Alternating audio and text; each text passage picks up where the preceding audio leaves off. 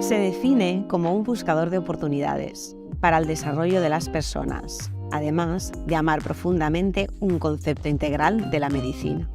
Mario Alonso Puig dejó de ejercer su labor como médico cirujano para compartirnos sus conocimientos en beneficio de nuestras vidas. Quédate con nosotros, Mario siempre nos inspira.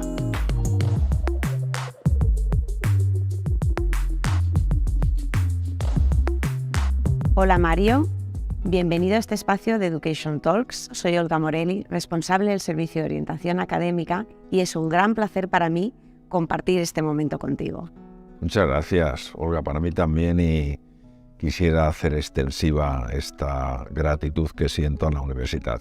No sé si lo sabes, pero es como te vivimos, como un gran experto que comparte su sabiduría cada día. ¿Por qué dejaste de ejercer, la medicina como cirujano para pasar a ahondar en las capacidades del ser humano, en todas esas dimensiones, en la física, en la emocional? Yo la verdad, honestamente, cuanto más estudio estos temas, llevo muchos años, cada vez me doy cuenta de todo lo que me falta por aprender. Entonces, prefiero verme como el constante estudiante de algo apasionante. Y respecto a la sabiduría, te lo agradezco. Ya me gustaría a mí tener esa sabiduría que han tenido grandes maestros que han pasado por la Tierra. Lo que sí que me interesa mucho es conocer perspectivas más amplias de las cosas.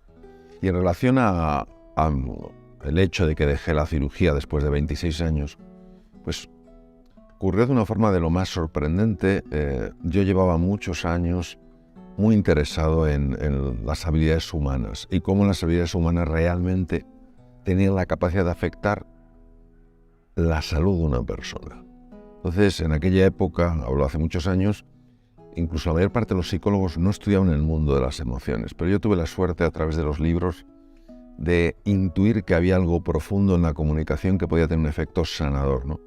Y empecé a aplicarlo con mis propios enfermos, como médico, como cirujano, hasta que una mujer que había pasado por una situación muy, muy complicada en su vida, encontró un alivio, encontró respuestas, encontró preguntas, encontró un camino en la conversación. Y esta mujer me lo dijo de tal manera que me sacudió hasta lo más íntimo de mi ser. Y empecé a explorar si podía ayudar a otras personas.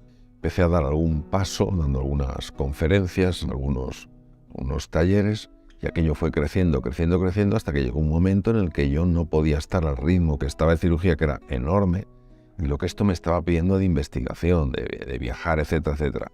Entonces fue cuando tomé la decisión más difícil de mi vida, profesionalmente hablando, una sensación de vacío, de angustia, porque dejar 26 años de cirugía no es fácil. Digamos que me fié del universo.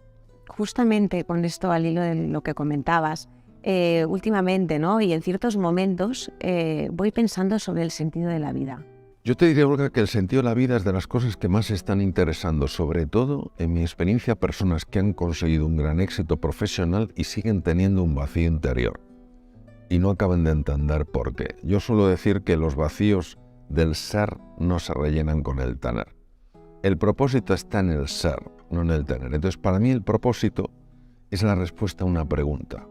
Y la pregunta no es por qué, es para qué.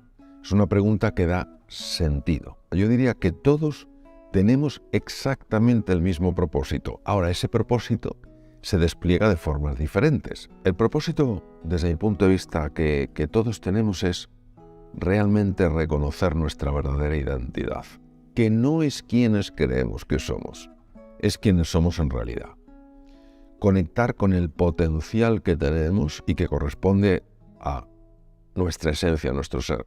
Desplegarlo y ayudarlo a florecer. La pregunta es ¿para qué? Para vivir en plenitud.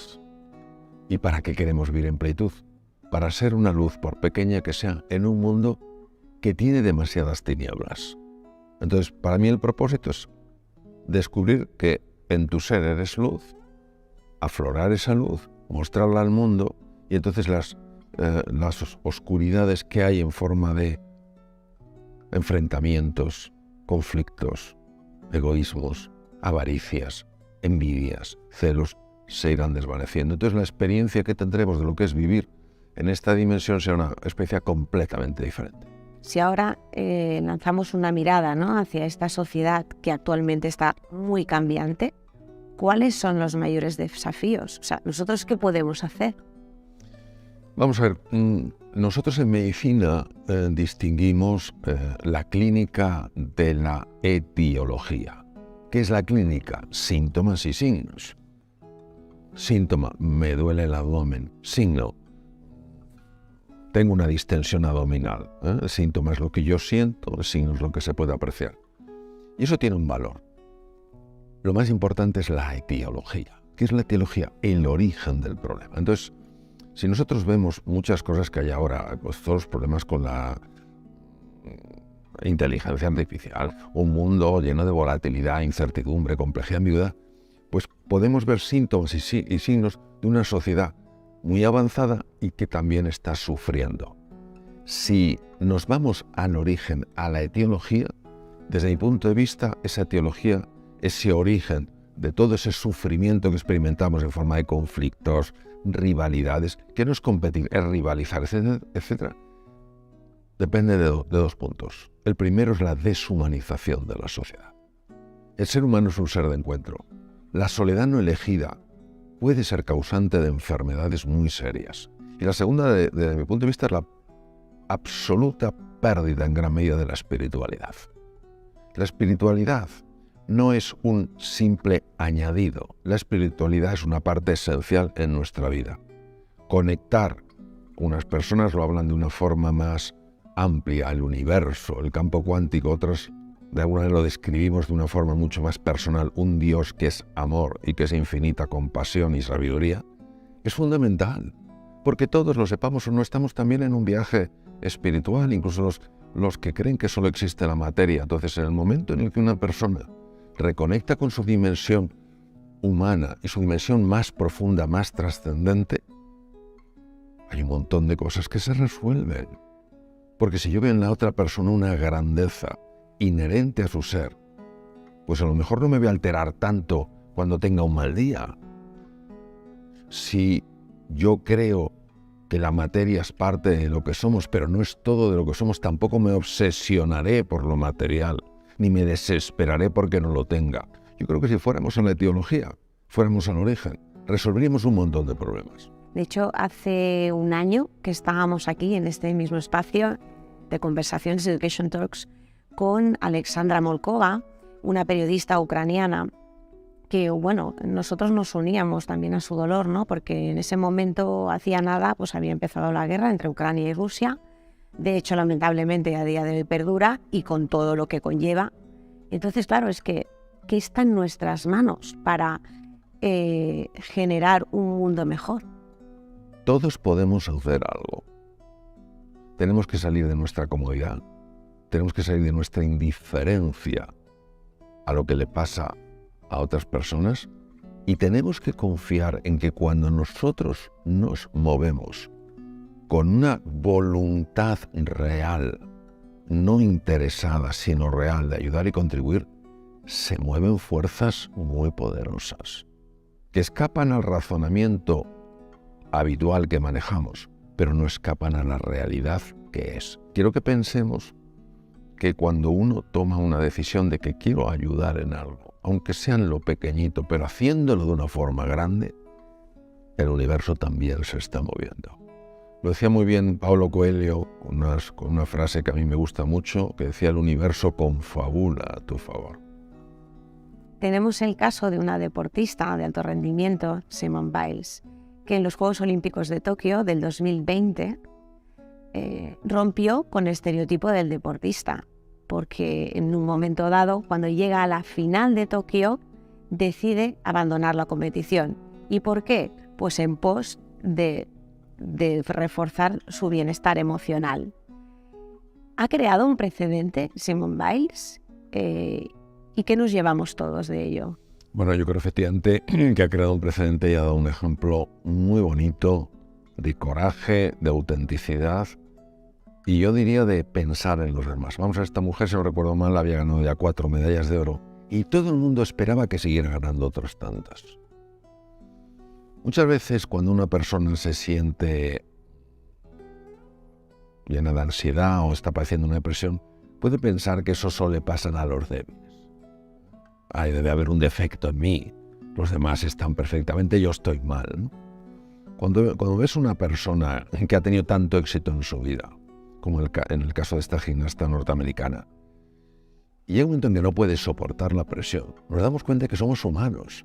Somos humanos y tenemos que entender que tenemos nuestras limitaciones y no podemos poner presión, presión, presión y expectativa, expectativa, expectativa, pensando que siempre va a estar supuestamente al nivel al que tiene que estar.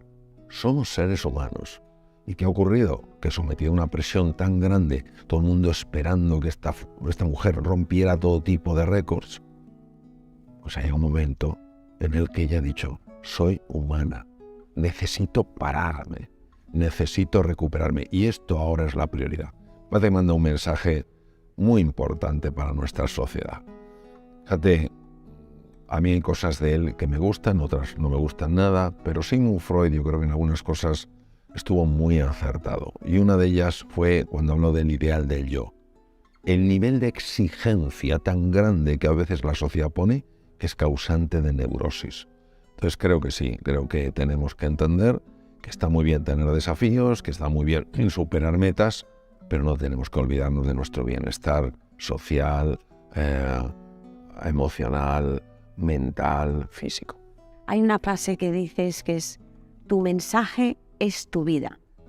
Como padres, como madres, ¿qué mensaje ideal podríamos dar a nuestros hijos, a nuestras hijas? Hay una cosa que está clara, las personas no van a hacer lo que vean, lo que se les diga, las personas van a hacer lo que vean. Si yo en mi casa digo una cosa y hago la contraria, esa incoherencia la van a ver mis hijos y al final que van a ser tan incoherentes como yo, probablemente. Entonces, las emociones en el ser humano es como una montaña rusa, que hoy estás aquí y mañana estás allí. Que es normal que tengamos momentos de ilusión, momentos de tristeza, momentos de confianza, momentos de desconfianza, momentos de júbilo, momentos de miedo, momentos de frustración. Entonces, no hay que ocultar esas emociones, porque si no da la sensación de que no se puede hablar de emociones, o si se habla de emociones, solo se puede hablar de emociones positivas. Oh, yo estoy siempre maravillosamente bien. Eso no es verdad. Entonces, lo primero es no tener vergüenza de expresar ese mundo emocional tan variable. Y número 2, transmitir que somos capaces de vivir en base a nuestras decisiones y no en base a nuestras emociones. ¿A qué me refiero? Pues que si viene una época muy dura que genera tristeza y genera miedo, no hay que tener vergüenza de decir, hijos míos, estoy triste, tengo miedo. Pero tampoco hay que quedarse ahí. Hay que transmitir desde la propia vida, observar cómo a pesar de mi miedo, actúo. Yo creo que son dos cosas sencillas. Si las hiciéramos, madre mía, qué lección tan bonita para nuestros hijos y para nosotros también, claro. La familia es el espejo de los niños. En la familia ellos crecen, evolucionan, aumentan esas capacidades humanas.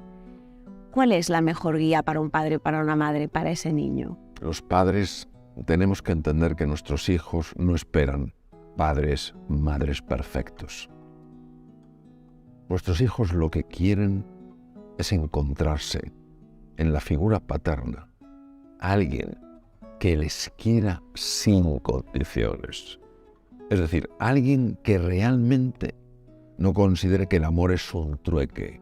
Yo te quiero si tú te portas como yo creo que te tienes que portar. No, yo te quiero no por cómo eres, sino por quién eres. Los hijos anhelan de sus padres un mayor nivel de escucha y un menor nivel de dogmatismo.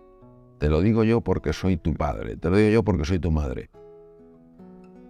Muchas veces aprendemos más queriendo entender el mundo de la otra persona que diciéndole cómo tendría que ser ese mundo. Yo creo que también los padres tenemos que entender que la educación es un proceso largo y complejo. y no querer soluciones rápidas y confiar en el proceso. Para mí la confianza es tan importante porque hace que las cosas sucedan. Y luego yo te diría otra cosa, Olga, hay que confiar en la vida. Y nuestros hijos tendrán que pasar por momentos de frustración para tener así que aprender a superarlos. Y tendrán que pasar por momentos de miedo y aprender a superarlos. Y tenemos que confiar en la vida. De hecho, tenemos a los jóvenes, ¿no?, que cuando llega el momento de escoger la universidad, el grado que quieren estudiar o la formación profesional, es una etapa de la adolescencia, bueno, que hay familias que lo viven a veces con dificultad. ¿Cómo puede acompañar la familia, sobre todo a esos desafíos que el joven cree que tiene delante, ¿no?, en esta sociedad? Bueno, esta es una pregunta de bastante calado. Y yo te diría que lo primero es que nadie va a confiar en ti en sus momentos de desafío si previamente no has creado una relación. Es decir, si lo que esperas es que en los momentos de urgencia tus hijos te pregunten, difícil, porque no has creado un vínculo previo. Entonces, yo diría que como todo en la vida, lo primero es crear esa conexión sólida. La segunda es no pretender que tus hijos vivan determinados aspectos de tu vida que a lo mejor no has vivido. A mí me impactó muchísimo una película que la he visto bastantes veces, El Club de los Poetas Muertos. Y lo que más me impactó fue ese padre que le hubiera gustado ser médico, tiene un hijo muy brillante y su anhelo es que su hijo sea médico por la Universidad de Harvard, cuando su hijo quiere ser actor. Y no es que él intente llevarle hacia los estudios, que eso es muy razonable, sino que le quiere obligar. No presta ni siquiera atención a lo que ese chico anhela. Entonces, ese es el segundo punto. Y el tercer punto tiene mucho más que ver con los adolescentes. Vamos a ver. Yo durante 26 años he ejercido entre España y Estados Unidos la cirugía general de aparato digestivo. Yo elegí ser médico por vocación, por una llamada muy profunda que sentí para reducir el sufrimiento humano. Yo, desde hace 20 y tantos años ya no opero, me dedico a la comunicación. Y sin embargo, todo lo que he aprendido en la medicina ha sido fundamental. Relacionarme con mis enfermos, ver cómo hacían frente al desafío, ver cómo yo les podía reducir la tensión. Me he ido esculpiendo, pero estoy haciendo una cosa diferente. Entonces, que no es un asunto de vida o muerte. Es decir, si me equivoco de carrera se acaba mi vida. No, por favor. O sea, tenemos que quitar un poquito de hierro a las cosas. Y hablando de la educación, ¿qué es para ti la educación, Mario? Yo diría que la educación es lo que permite armonizar la cabeza y el corazón. Es decir, la cabeza necesita fundamentalmente dos cosas. Necesita conocimiento. La educación tiene que dar un conocimiento útil y válido. Y la cabeza necesita criterio, capacidad de cribar. Por aquí sí, por aquí no. Si la cabeza no hace eso, cometemos errores, malas decisiones. Pero por otro lado está en el corazón. Y cuando hablo del corazón hablo de quererse. Y hablo de querer a los demás. Hablo de apoyarse. Y hablo de apoyar a los demás. Hablo de no ser indiferente a mis necesidades y hablo de tampoco ser indiferente a las necesidades de los demás. Entonces, fíjate qué bonito que la educación, un espacio donde se aporta conocimiento, se ayuda a los alumnos a desarrollar un criterio válido. Y por otro lado, se les muestra que valen la pena. ¿Cuántas personas, Olga, me habré encontrado en mi vida? A veces con cargos muy altos, que en petit comité, de una forma reservada, te dicen, yo es que no me quiero nada. O no me siento feliz. ¿Cuántos problemas vemos por la falta de cooperación, por ver al otro, no ya como distinto, sino también como distante? Entonces, si hacemos eso, si construimos juntos criterios sólidos, conocimientos válidos, prácticos, bonitos, profundos, y encima aprendemos a querernos y a querer a los demás, va a ser mucho más fácil transformar la sociedad. Totalmente. En uno de tus libros, Vivir es un asunto urgente, hay un momento, ¿no?, en que comentas cómo en función de cómo veamos nuestro futuro, viviremos nuestro presente. Pero claro, ¿cómo desde la educación podemos un poco ayudar, ¿no?, a que la vida se vea de una forma distinta? Yo creo que la clave está en la mirada, porque según mires, así verás. Nosotros tenemos que desarrollar 3 tipos de mirada. La mirada profunda. ¿Qué es la mirada profunda? La mirada profunda es la mirada que no enjuicia, es la mirada que investiga, no es la mirada del juez, es la mirada del explorador, es la mirada de aquella persona que mantiene un espíritu pionero, un deseo de aventura, de conocer, de comprender, de ir superando límites.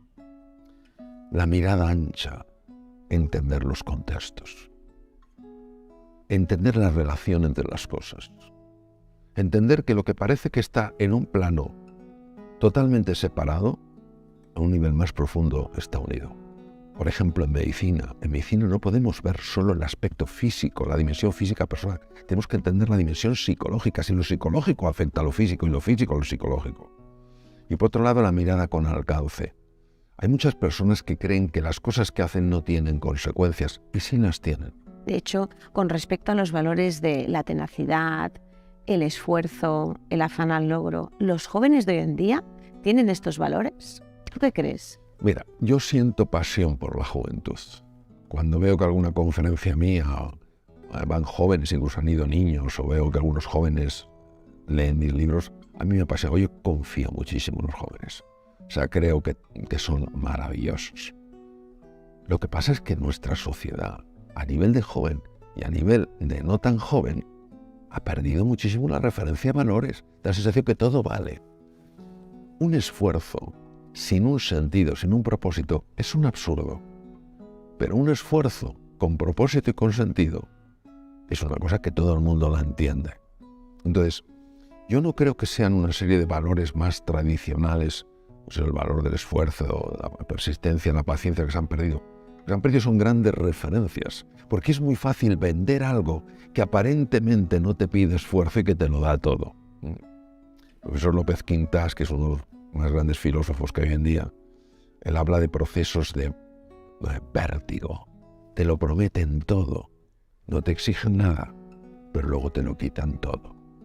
Y él los contrapone con procesos de éxtasis, ¿no?, que te cuesta más, que te es más difícil, pero luego te dan muchas cosas magníficas. Mario, hay una frase que tú nos compartes que es: lo que una persona cambia no es tanto por lo que le dices, sino por lo que descubre. ¿Por qué se produce ese proceso? Bueno, es un tema interesantísimo, porque nosotros somos una generación que cree que lo conceptual es lo que transforma.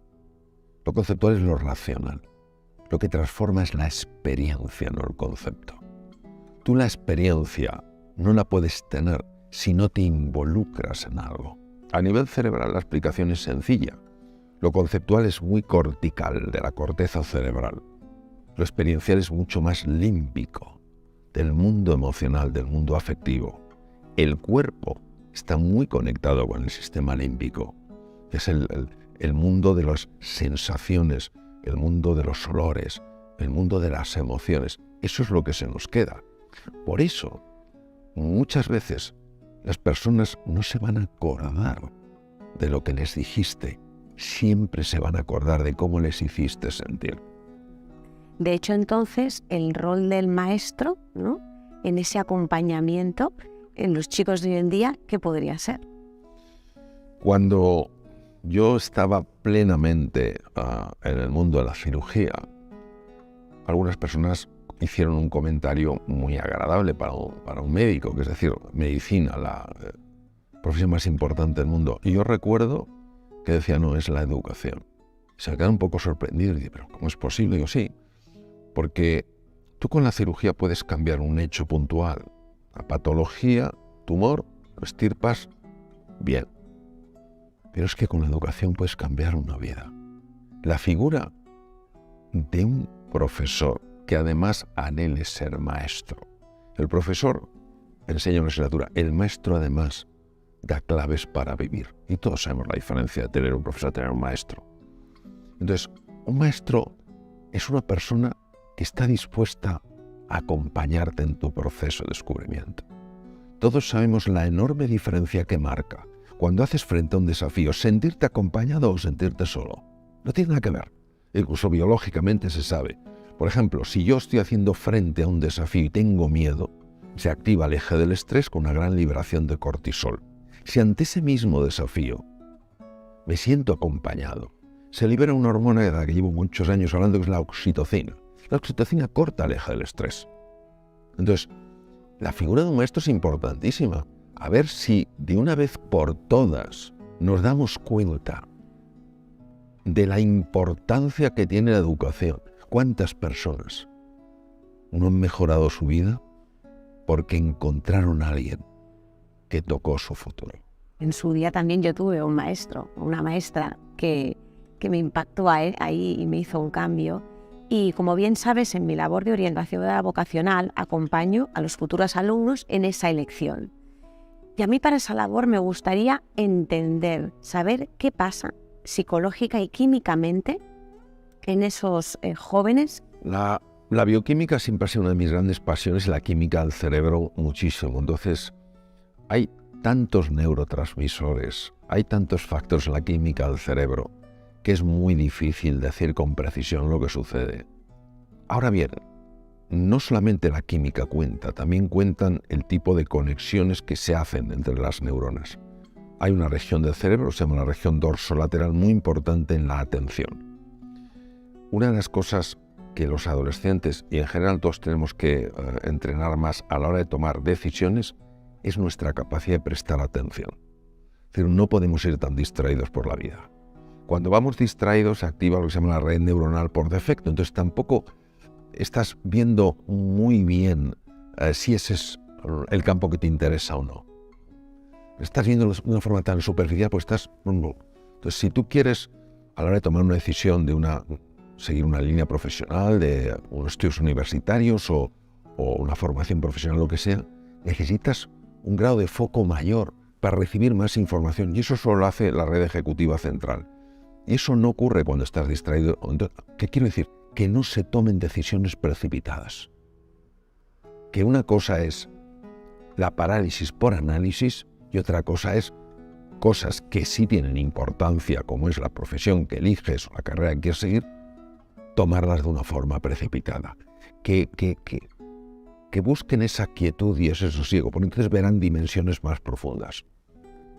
De hecho, en el equipo de orientación académica de la Universidad de Bato Liceu, y seguro que los maestros también, todos lo que queremos es ese acompañamiento, pero para que ese acompañamiento en la orientación vocacional sea óptimo, también cómo podemos ayudarles a fomentar más el aprendizaje, el liderazgo individual, el liderazgo colectivo, a que tengan estos chicos más autoestima, para cuando llegue ese momento, ¿no?, que también ellos no se sientan confundidos, porque también tenemos un entorno delante confuso, ¿no?